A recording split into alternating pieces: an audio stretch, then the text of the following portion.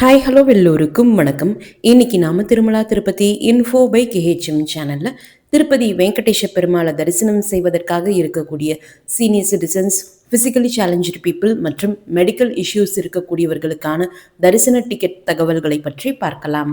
திருப்பதி வெங்கடேஷ பெருமாளை தரிசனம் செய்வதற்காக Tirumala Tirupati Devasthanam senior citizens, physically challenge people மற்றும் மெடிக்கல் இஷ்யூஸ் இருக்கக்கூடியவர்களுக்கு இலவச தரிசன டிக்கெட் கொடுக்குறாங்க.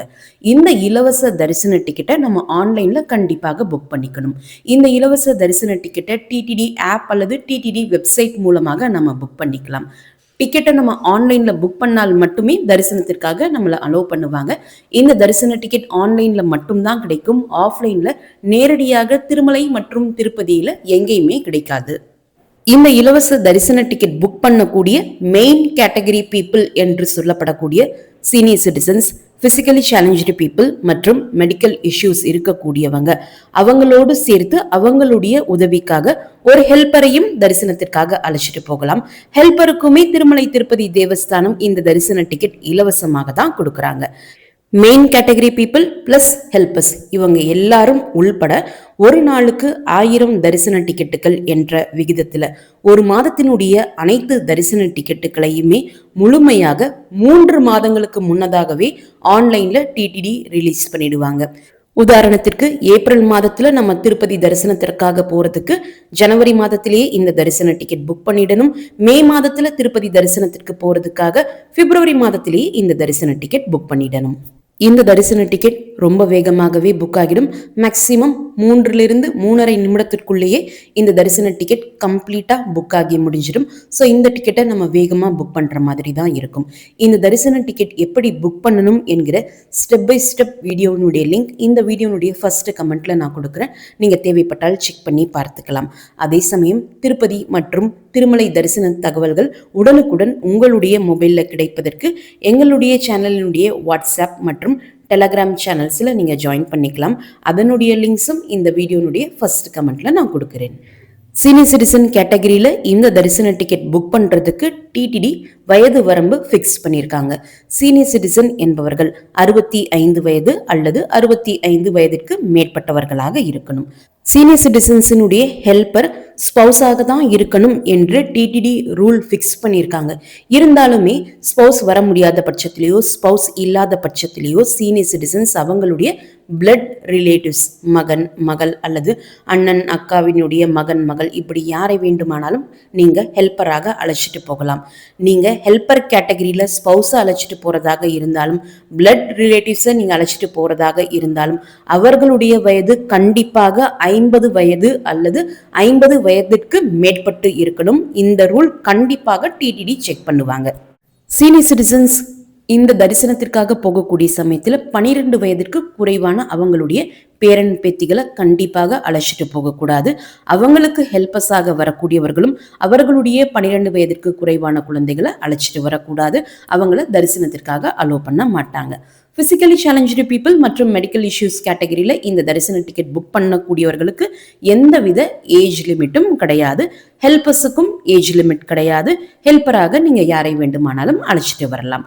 கூடவே உங்களுடைய 12 வயதிற்கு குறைவான குழந்தைகளையும் நீங்க தரிசனத்திற்காக அழைச்சிட்டு போகலாம். உங்களுடைய ஓன் 12 வயதிற்கு குறைவான குழந்தைகளை மட்டும்தான் நீங்க அழைச்சிட்டு போக முடியுமே தவிர்த்து உங்களுடைய அண்ணன் அக்கா அல்லது வேறு யாருனுடைய குழந்தைகளையும் நீங்க அழைச்சிட்டு போக முடியாது. ஹெல்பர்ஸும் அவங்களுடைய 12 வயதிற்கு குறைவான குழந்தைகளை அழைச்சிட்டு வர முடியாது. உங்களுடைய குழந்தைகளை நீங்க தரிசனத்திற்காக அழைச்சிட்டு போகக்கூடிய சமயத்துல அவங்களுடைய ஏஜ் ப்ரூஃபுக்காக ஆதார் கார்டு எடுத்துட்டு போகணும். ஆதார் கார்டு இல்லாத பட்சத்துல ஸ்கூல் ஐடி ப்ரூஃப் அவசியமாக எடுத்துட்டு போகணும்.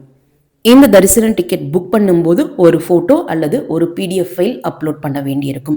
பிடிஎஃப் ஃபைல் அப்லோட் பண்ணும்போது நிறைய பேருக்கு எரர் வருதுன்னு சொல்லக்கூடிய காரணத்தினால பெட்டர் நீங்கள் ஃபோட்டோவாகவே அப்லோட் பண்ணிக்கோங்க, அதாவது இமேஜாக அப்லோட் பண்ணிக்கோங்க. சீனியர் சிட்டிசன்ஸ் கேட்டகரியில் இந்த தரிசன டிக்கெட் புக் பண்ணக்கூடியவர்கள் அவங்களுடைய ஆதார் கார்டு மற்றும் ஹெல்ப்பரை அழைச்சிட்டு போறீங்கன்னா ஹெல்ப்பரனுடைய ஆதார் கார்டு ரெண்டுமே பக்கத்தில் ஃப்ரண்ட் சைட் தெரியக்கூடிய வகையில் வச்சு உங்களுடைய மொபைல்லையே ஒரே ஒரு ஃபோட்டோவாக எடுத்துக்கோங்க. ஒரு ஃபோட்டோ அல்லது ஒரு ஃபைல் தான் நம்மளால் அப்லோட் பண்ண முடியும். ஸோ ஒரே ஃபோட்டோவாக எடுத்து அது டிக்கெட் புக் பண்ணக்கூடிய சமயத்தில் நீங்கள் அப்லோட் பண்ணிக்கணும். அதே போல் ஃபிசிக்கலி சேலஞ்சு பீப்புள் கேட்டகரியில் இந்த தரிசன டிக்கெட் புக் பண்ணக்கூடியவங்க உங்களுடைய ஆதார் கார்டு, ஹெல்ப்பரனுடைய ஆதார் கார்டு, ஸ்டேட் கவர்மெண்ட் அல்லது சென்ட்ரல் கவர்மெண்ட் உங்களுக்கு கொடுத்துருக்கக்கூடிய அந்த சர்டிஃபிகேட் மூன்றுமே ஃப்ரண்ட் பேஜ் தெரியக்கூடிய வகையில் பக்கத்தில் வச்சு உங்களுடைய மொபைலில் ஒரு ஃபோட்டோ எடுத்து அந்த ஃபோட்டோவை நீங்கள் அப்லோட் பண்ணலாம். மெடிக்கல் கேட்டகரியில் டிக்கெட் புக் பண்ணக்கூடியவங்க உங்களுடைய ஆதார் கார்டு, ஹெல்ப்பரனுடைய ஆதார் கார்டு, உங்களுடைய சர்ஜன் கொடுத்துருக்கக்கூடிய மெடிக்கல் சர்டிஃபிகேட் இந்த மூணுமே பக்கத்தில் வச்சு ஒரே ஃபோட்டோவாக எடுத்து அந்த ஃபோட்டோவை நீங்கள் அப்லோட் பண்ணிக்கலாம். இந்த ஃபோட்டோவினுடைய சைஸ் 1 MBக்கு கீழே இருக்கணும். ஃபோட்டோவினுடைய எக்ஸ்டென்ஷன் ஜேபிஜி, ஜேபிஇஜி அல்லது பிஎன்ஜி எக்ஸ்டென்ஷனாக இருக்கலாம். இந்த தரிசன டிக்கெட்டை ஒரு முறை நம்ம புக் பண்ணிட்டோம்னா அதற்கடுத்து அதை கேன்சல் செய்யவோ ரீஸ்கெடியூல் செய்யவோ முடியாது. இந்த தரிசன டிக்கெட் மூலமாக பெருமாளை நம்ம தரிசனம் செஞ்சிட்டோம்னா தரிசனம் செய்த நாளில் இருந்து 90 நாட்களுக்கு பிறகுதான் மறுபடியும் இந்த தரிசன டிக்கெட் புக் பண்ண முடியும். இந்த 90 நாட்கள் டைம் கேப் என்பது நீங்கள் டிக்கெட் புக் செய்த நாளில் இருந்து கணக்கில் எடுத்துக்க கூடாது, தரிசன நாளில் இருந்து தான் கணக்கில் எடுத்துக்கணும். நீங்கள் டிக்கெட் புக் செய்த பிறகு தரிசனத்திற்கு போனாலும் போகலனாலும் இந்த 90 நாட்கள் டைம் கேப் என்பது கணக்கில் எடுத்துக்கொள்ள. இந்த 90 நாட்கள் டைம் கேப் என்பது நீங்க இந்த டிக்கெட் புக் பண்றதுக்கு யூஸ் பண்ண mobile number, login, mail ID மற்றும் ஆதார் நம்பர் இந்த மூன்றுக்குமே பொருந்தும். நீங்க முதல் மாதத்திலேயோ அல்லது இந்த தரிசன டிக்கெட் புக் பண்ணக்கூடிய அதே மாதத்திலேயோ வேறு எந்த தரிசன டிக்கெட்டுகள் நீங்க புக் பண்ணியிருந்தாலும் கூடவே இந்த சீனியர் சிட்டிசன்ஸ் தரிசன டிக்கெட்டையும் நீங்க வேற எந்த தரிசன டிக்கெட் புக் பண்ணீங்களோ அந்த டிக்கெட் புக் பண்றதுக்கு யூஸ் பண்ண மொபைல் நம்பர், லாகின், மெயில் ஐடியை பயன்படுத்தி இந்த தரிசன டிக்கெட்டும் நீங்க புக் பண்ணிக்கலாம். அதுல உங்களுக்கு எந்தவித இஷ்யூஸும் வராது. அடுத்து ஹெல்பர்ஸுக்கான தகவல்களை பற்றி பார்க்கலாம். இந்த தரிசன டிக்கெட் புக் பண்றவங்க ஹெல்ப்பரை அவசியமாக அழைச்சிட்டு போகணுமா அப்படின்னா கிடையாது. ஹெல்பர்ஸ் இல்லாமல் கூட இந்த தரிசன டிக்கெட் உங்க ஒருத்தருக்கு மட்டும் நீங்க புக் பண்ணிட்டு போயிட்டு வரலாம். ஆனால் உங்களுக்கு ஹெல்ப்பர் யாரும் கிடையாது, என்னால் தனியாக நடந்து போக முடியாது, வீல் சேர் உதவி இல்லாமல் நடக்க முடியாது என்று சொல்லக்கூடியவர்கள் உங்களுடைய தரிசன டிக்கெட் செக் பண்ணக்கூடிய டிடிடி அஃபிஷியல் கிட்ட உங்களுக்கு இது போல இஷ்யூஸ் இருக்கு, உங்களுக்கு உதவிக்கு யாராவது தேவை என்று நீங்க மென்ஷன் பண்ணீங்கன்னா அங்க இருக்கக்கூடிய சேவாக்ஸே உங்களுடைய உதவிக்காக அனுப்புவாங்க. சுத்தமா நடக்கவே முடியாது என்றாலுமே சேவாக்ஸ் அவங்கள தூக்கிட்டு போய் பெருமாளை தரிசனம் செய்ய வச்சுட்டு கோவிலுக்கு முன்னாடி கொண்டு வந்து விட்டுடுவாங்க. ஸோ ஹெல்பர்ஸ் இல்லாமலும் நீங்க இந்த தரிசனத்திற்காக போகலாம். அடுத்து நீங்க ஹெல்பர்ஸை அழைச்சிட்டு போறீங்கன்னா அவசியமாக உங்களோடு சேர்த்து அவங்களுக்கும் நீங்க தரிசன டிக்கெட் புக் பண்ணணும். அப்படி நீங்க புக் செய்தால் மட்டுமே ஹெல்பர்ஸை உங்களோட தரிசனத்திற்காக அழைச்சிட்டு போக முடியும், இல்லைன்னா அவங்கள அலோ பண்ண மாட்டாங்க. ஹெல்பர்ஸுக்கு நம்ம எந்த கேட்டகரி செலக்ட் பண்ணி நீங்க டிக்கெட் புக் பண்ணணும்னு நிறைய பேர் கேட்குறீங்க. Accompany with spouse, yes no என்று 2 ஆப்ஷன் இருக்கும். நீங்க ஸ்பௌஸை ஹெல்ப்பராக அழைச்சிட்டு போறதாக இருந்தாலும் அல்லது வேறு யாரையாவது நீங்க ஹெல்ப்பராக அழைச்சிட்டு போறதாக இருந்தாலும் இந்த ஆப்ஷன் தான் நீங்க செலக்ட் பண்ணணும். எஸ் நோ என்று இருக்கக்கூடிய ஆப்ஷன்ல ஹெல்ப்பரை அழைச்சிட்டு போறீங்கன்னா எஸ் என்ற ஆப்ஷன் செலக்ட் செய்து ஸ்பௌஸ் டீடைல்ஸ் கேட்டிருப்பாங்க, அந்த இடத்துல நீங்க ஹெல்ப்பரினுடைய டீடைல்ஸ் என்டர் பண்ணிக்கலாம். நீங்க ஸ்பௌஸ் அழைச்சிட்டு போறதாக இருந்தாலும் வேற யாரையாவது நீங்க ஹெல்ப்பரா அழைச்சிட்டு போறதாக இருந்தாலும் இந்த ஸ்பௌஸ் டீடைல்ஸ் கேட்டிருக்கக்கூடிய இடத்துல தான் அவங்களுடைய பர்சனல் டீடைல்ஸ் நீங்க என்டர் பண்ணணும். தரிசனத்திற்கு போகக்கூடிய அந்த நாள் மெயின் கேட்டகரி பர்சனால வர முடியல, அதாவது senior citizen, physically challenge people, medical issues இருக்கக்கூடியவர்களால தரிசனத்திற்கு வர முடியல. ஆனால் ஹெல்ப்பர் அவங்களுடைய தரிசன டிக்கெட்டை வைத்து தரிசனத்திற்கு போகலாமானா அப்படி அலோ பண்ண மாட்டாங்க. மெயின் கேட்டகரி பர்சன் இருந்தால் மட்டும்தான் ஹெல்ப்பரை அவங்களோட தரிசனத்திற்கு அலோ பண்ணுவாங்க. மெயின் கேட்டகரி பர்சனுடைய ஆப்சன்ஸ்ல ஹெல்ப்பரை தரிசனத்திற்கு கண்டிப்பாக அலோ பண்ண மாட்டாங்க. இந்த தரிசனத்திற்கான ரிப்போர்ட்டிங் பிளேஸ் திருமலை வெங்கடேஸ்வர பெருமாள் கோவிலை ஒட்டி இருக்கக்கூடிய தெற்கு மாட வீதியில் இருக்கக்கூடிய senior citizens waiting hall. Reporting time மதியம் 1 மணி, தரிசன நேரம் மதியம் 3 மணி. நீங்க வெயிட் பண்ணக்கூடிய இந்த சீனியர் சிட்டிசன்ஸ் வெயிட்டிங் ஹால் முன்னாடியே செப்பல்ஸ் வைக்கிறதுக்கு ஸ்டாண்ட் வச்சிருப்பாங்க, அங்கேயே நீங்க செப்பல்ஸ் வச்சிடலாம். சீனியர் சிட்டிசன் வெயிட்டிங் ஹால் முன்னாடியும் உள்ளேயும் ரெஸ்ட் ரூம் ஃபெசிலிட்டியும் இருக்கு.